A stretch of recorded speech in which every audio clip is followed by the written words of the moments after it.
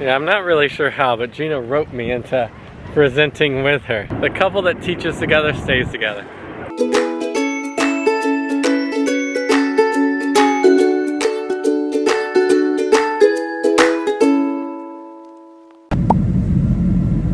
We made it safely to California. Make sure you guys like and subscribe so you can follow all of these fun adventures. And why are we here? We're here for Bithiahs retreat.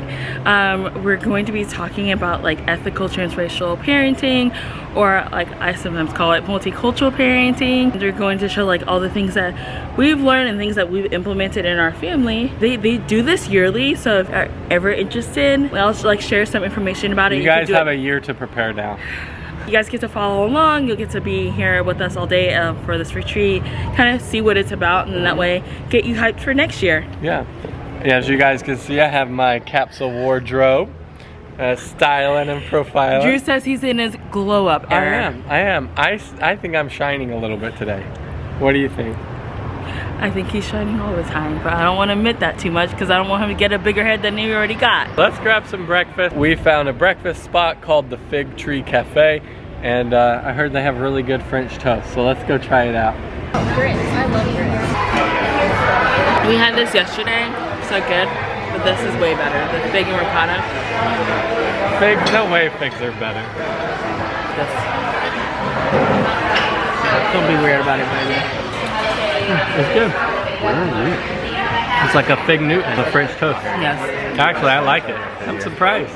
So I convinced Jeena to go kayaking with me, and we're gonna get in a tandem kayak. I know you guys know Jeena does not like water sports at all, and so I just gotta show you guys the bay and what I'm getting Jeena into. Are you ready? Come on. Jeena, come put your purse up in case you get wet and everything. I'll let you go first. Oh, doesn't that sand feel so good on your feet? Be on the board. You excited? No. Why not? Because This is gonna be like a little nice romantic ride. You'll be here in the front, I'll be in the back. I'll just paddle, you relax. Look, you're a pro. I didn't know you know how to I know how to do it, but I don't like to do it. Paddle got me wet. Drew, please don't do anything crazy. Huh? Don't do anything crazy. I'm gonna paddle, and you guys are just going to enjoy this view. Okay, I have to tell you guys, I'm about to show you something that's like only in San Diego. Well, maybe not only in San Diego, but there are like dogs everywhere here. So we did kayaking, and there's like paddle boarding as well. And so I'm just gonna show you guys as I walk by. Onto the board first. I'll place the paddle down for you. Ankle leash goes left or right. It does not matter. Only matters. Yeah, I'm not really sure how, but Jeena roped me into presenting with her. You're married to me.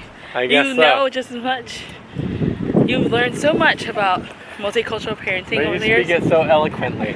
There are benefits from people learning from multiple people from different perspectives, and you just doing it because it'll be beneficial. We'll learn it together. We teach it together. We are teaching together. The couple that teaches together stays together.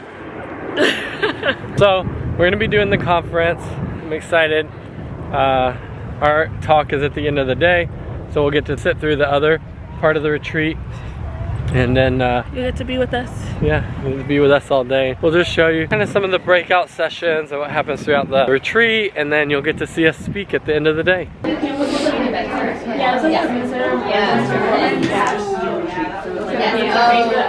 Oh guys, I'm in trouble. What is it? I just need him to pick a color. You're making such a big deal about it. Just pick one. I came here to learn. She hand stitched these. Oh yeah? Yeah, and she taught me all about it. So. Is it for a good cause? Yes. Oh, okay. That's all you had to say. My is for a cause. good cause. Your cause? Former kinship lead. So she was in like safe family kinship placement, which is teenager. Jamie is former foster youth, and Richard is former foster youth. So I know it says like ethical, like transracial adoption, but I've been learning a lot about transracial adoption, and I changed it a little bit and just changed it to multicultural parenting, mostly because if you are a white family, like two white parent household or a black parent household, and you adopt, you're no longer that anymore. You're a multicultural family as soon as you adopt. And I was just like, oh, like for me it makes sense because we were always a multicultural family because like I'm Haitian and French and then like Drue's, Southern American. And for it, like it was always like that. My thought process was always like that. But then when someone said it that way, then I was like, like that is it just blew my mind. And so it says ethical transracial adoption, but we're a multicultural family now, guys, all right? So that's what we are. We're a multicultural family. So we did want to share a couple pictures of our family. So here we are in the park. We look at our kiddos, we have 5 of them. Yeah, we're sort of a cute little family. I love Disney, like a lot. Mostly because my parents deprived me of that for whatever reason, I don't know. There's no good reason, really, but I never went, so then I go ham on it now, and I take my kids whenever we can go. And I'm sure they'll hate Disney when they get older, but it's not my problem. So, this is us at Disney. So why is it important to talk about multicultural families? Well, I just wanted to bring kind of a case study. As a nurse, we talk a lot about case studies and examples and like to learn from those. So here's some reactions after winning. And so this is in women's basketball at the college level. And on the left side, you can see after Kayaking Clark won in Iowa all of her games, this is actually what like ESPN, the basketball players, some celebrities came out and were basically like, wow, she's a pro. This is a generational talent. She's fearless. Like really pumping her up, right? But you can see on the right side how people reacted to LSU star Angela Reese when they won the national championship. And so literally people came out on Twitter and started saying, you're classless, piece of, I'm not gonna say a word with crap. Excellent player, good game, but is all that necessary, humble and victory, and then awful sportsmanship. We're gonna show you guys a video of how a local news station here in California actually reported on this story. There's Angel Reese waving her hand in front of her face at Caitlin, doing the "you can't see me" move popularized by John Cena, pointing at her ring there. Caitlin says she didn't see this happen, by the way. Barstool Sports founder Dave Portnoy called the move classless. That started trending. A lot of people joined in, both sides saying, yes, this is good, no, this is awful. Some say it's a double standard because Caitlin actually did the same thing earlier in the tournament. This video from the Elite Eight, you see her there. Stephen A. Smith says, this shows how a black athlete is criticized more for doing the same thing a white athlete might be praised for. It's one of those situations where any attention is good attention. Even Reese admits, if it gets people talking, it's good. I don't even know that move. I don't either. I think that must be a younger generation. John Cena. It's John Cena wrestler goes, you can't see me. But I would agree with Stephen A. I think there is a racial component to this because when it's all said and done, she was doing her move, right? The same move she did to other people. Everything is a racial thing, you guys. Yeah, that situation there, it's absolutely true. I mean, the fact that she's being criticized so much by doing the same things that this other player, Caitlin Clark, does to other players, I think is a bit hypocritical. I don't think it makes sense. I get why they're saying it. You guys, you saw it, like this is your first time, like what are your, she didn't, technically was copying Caitlin. No context in here, but I did dig into it a little more and see, okay, is it blown out of proportion either way? And it's actually, if you look back, Caitlin actually does more than that in her previous games. She is trash talking people. She's saying oh, you got this, you're down by 15 points, give up. So, it's interesting because I think, like you saw the one reporter said, they just turned everything into a racial thing now, right? And I think those kind of talks are very hurtful. Jeena and I talked about this video real quick, and if you notice, the one person that speaks up and kind of defends the racial point of the viewpoint is the biracial person in the panel. My perspective on that was because we have biracial children, right? And biracial children, they see almost more than I would see as a black parent, and more than Drew as a white parent. They're both, right? And in some ways they're able to participate and do things that I would never be able to do because they're biracial. And then there's some things that they as well cannot participate because obviously society will see them as Black as well. And I'm pretty sure he was able to understand and see a certain viewpoint because he was biracial.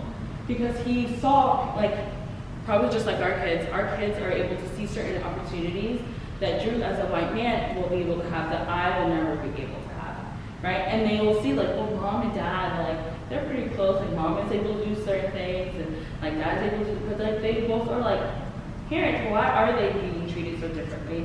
And I'm sure same reason, like all the other people who are just like, it's such a race thing again, like he was just like, no dude, like there's no other difference. Like she was literally copying Caitlin and she's getting negative like response, like it really is a racial thing, like you can't tell me, like unless anyone else can be like, it'd be another reason. So the same thing that, the same comments Angela got, technically Caitlin should have gotten too, if it's just the act. If it's just the act of someone doing this and you find that really disrespectful, then the same comments Angela got, calling her, and she's like 18, 19 years old, because she's in college. She's really young, but like if you listen to her talk, she's extremely eloquent and like very like feminine, because she was getting a lot of backlash for having extremely long eyelashes and having really long hair because that's not really seen in like women basketball. And they're like, oh, you're too feminine. She's extremely eloquent how she talks, extremely feminine. And she said, like, you guys, there's only one reason why I was getting those comments and why Caitlin got none of it. And I'm just gonna let y'all figure it out. Man, that would be so sad because we have our twins who one's white, one's Black, one biracial, but society sees her as Black. And it would be really sad if they were on the opposite basketball team and I would see one child being praised and my other child being called all those things. And it just really, this one really affected me. I'm surprised that Drue put it in there because I was just like, couldn't even talk about it sometimes because I was just like, I like saw my own kids in it and it made me really, really sad. We've got some things here for you guys to think about, and that's teaching your adoptive and foster children about what racism, prejudice, bias, discrimination, and oppression is. Helping your child recognize when they are being treated unjustly or in a discriminatory fashion. Talking to your child about news events involving someone of their racial background. How will you advocate and fight for your child when you recognize that they are being treated unjustly or in a discriminatory fashion? Preparing your child for life outside your home. Help your child process a microaggression they've experienced at school. Help your child develop pride in his or her cultural background. And how will you teach your child how to interact with the police? Run through these. If you've talked to your adoptive or foster children about any of these. Honestly, too, I really want you to think about how will you advocate and fight for your child when you recognize that they are being treated unjustly or in a discriminatory fashion. And I really wanted to emphasize this one because this one will kind of be you, putting you in a position where you are going to have to advocate for your child with people who may not be able to see things or who may not be able to understand what they're doing. And so you're going to advocate for your child because all the other ones, you're pretty much talking to your own child. And so I really want you to think about that because that was one thing that, I'll be honest, something that I really had to teach Drue, being a white parent to biracial children, something that he sometimes didn't always see. And it took a lot of effort on my part trying to teach him certain things. So, difficulties taking a colorblind perspective in multicultural parenting. And this is probably the one thing that I feel like I'm always having to teach other transracial adoptive parents. It was people really meaning well, but also society just thought it was like the best way to do it, right? Where they're like, well, like I don't see color. If we just don't see color, if we don't talk about it, then like things will change and people will see us as one way to race. I still hear people say, like, I don't see color. Right? But then technically, if you think of it in a logical way, we have been thinking about that, or thinking that way, for such a long time. By now, we think things are fixed, but they're not.